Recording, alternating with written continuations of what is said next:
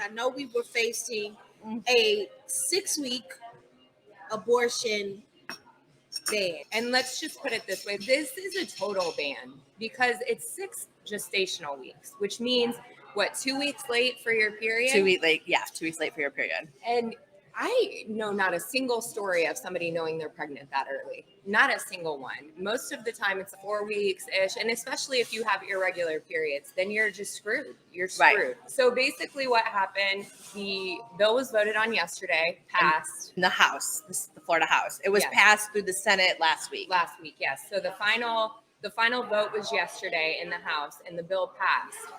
It was signed already last night by Governor Ron DeSantis.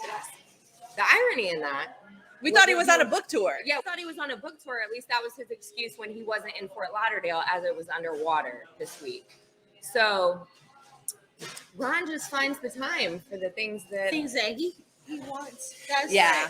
The priorities. So what's also important to remember is there's a few different things going on in the state. So we have a 15-week abortion ban that had been in place. Little audio.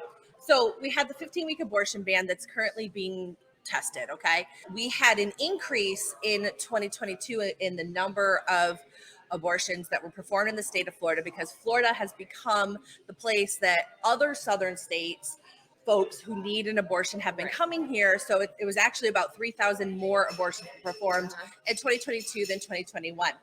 The further complicating factors in the 6-week abortion ban are that Florida already has very restrictive and a lot of barriers to receiving an abortion. You have to have a 24-hour waiting period. You have to have an ultrasound before you can even approve that. And so that's why Sarah's correct in saying that this is basically a total abortion ban, not only because most folks don't realize they're pregnant so early on in a pregnancy, but the requirements to get the doctor's appointments that are necessary to even perform the abortion is nearly impossible given the time frame, because it takes approximately 20 days to secure the appointments necessary. And what we already know is that women in poverty are going to be most at risk with this because their access is limited already. And then you take that down to basically a 2-week period, and there's no shot at it. And it's frustrating to hear the Republican commentary on this. And I will say that 7 Republicans did vote no.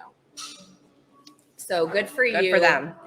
Because this is not something that Floridians want. Not even Republican Floridians want this. 67% of Floridians, according to a recent Florida Atlantic University poll, are in favor of abortion access. And that's what's so frustrating, because your job as a representative is to represent the people. Yes. Yeah. I know I'm a little quiet on this issue, but how do you feel right now? Do you feel hopeless? Do you feel like we just have so much work? What do you feel, Cindy? You usually have a spark in your eye. Yeah, I'm feeling a bit defeated by the system at the moment. But actually, for me, I feel just disgusted too, because of the way that Jenna Persons-Malika, who is the representative for our area here, she was being celebrated by the right. Actually, one organization made this whole montage of her and how she's bringing about the culture of life, and anything we do to protect life matters. And it's such horseshit, knowing the maternity mortality rate. You throw in guns, you throw in the reduced access to all different types of care in the state. It's not about life. I don't think it's about life. What about the hundreds of thousands of children sitting in foster care right now? That's what it just baffles me to say. And that's what I was going to get into. The narrative of this, of that if you're pro-choice, you're anti-life. No, I'm sorry. If you are pro-restrictive abortions, then you are anti-life, because the truth is we have children already drowning in the system that aren't getting the attention or the care that they need. And our legislators are busy focusing on this. It's so frustrating. I saw also Representative Roach praising her. He's another local representative. And he was a co-sponsor. Yes. And it's just, the narrative on this is so damn frustrating. Yeah. And it's a somber feeling, but at the same time, I do have hope, because I think the Republicans have pushed their agendas a little bit too far, and I think it's going to backfire on them. That's such an important question that Brittany asks. What can we do next? What's next? That's what I feel like. What do you? We gotta You have to have hope in order to push out hope. exactly. So it's good that you still have some hope. There's a few things that people are doing. One, I know because a lot of people are reaching out to me. People are fundraising for emergency abortion funds, helping folks get the resources they need if they do have to travel out of state. So I have my friend's daughter is putting together a youth-led initiative to fundraise on this. So what's some states people can travel to if they still want to access abortion? I would have to pull up the map because the legislation is changing pretty rapidly. It's far because pretty much the whole South we're really taking it way back to where the South was a whole separate entity. Wow. Yeah, that's kind of part of the point. That's you can how fly they to feel- Michigan. That's Michigan how they feel about has, Florida anyway. yeah.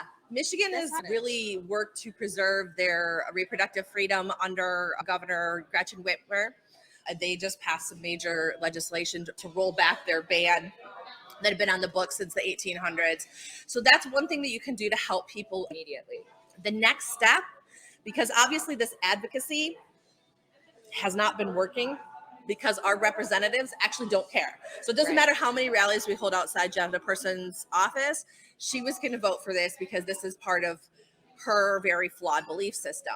So what that means is that we have to work for the next election. And I know people hate when we say that, but this is talking about making sure that we are electing people to the state legislature that are willing to work for the people and preserve the rights of reproductive freedom and women's rights. So that means 2024, we got to get folks registered to vote.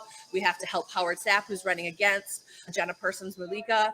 We have to help whoever runs against Spencer Roach and make sure that they are getting in to that state legislature so they can roll back this legislation. That is really the only hope that we have to make changes.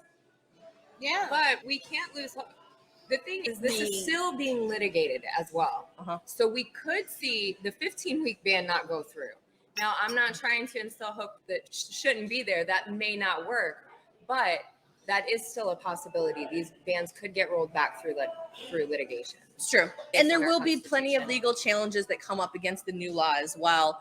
But those are long processes, right? So I think there does have to be this strategy of how we're going to help people now and what are we going to do to move forward into the future. And the future part is the voting and making sure that we're getting pro-choice people and people who are working for the actual people elected to this Florida legislature. And what's frustrating to me is, and what a lot of people I don't think understand, and I'm somber because I know that there are going to be lives on the preventative, but on the preventative end of that, do you think now the response is people will not get pregnant or put themselves in I want to be careful with how I word this.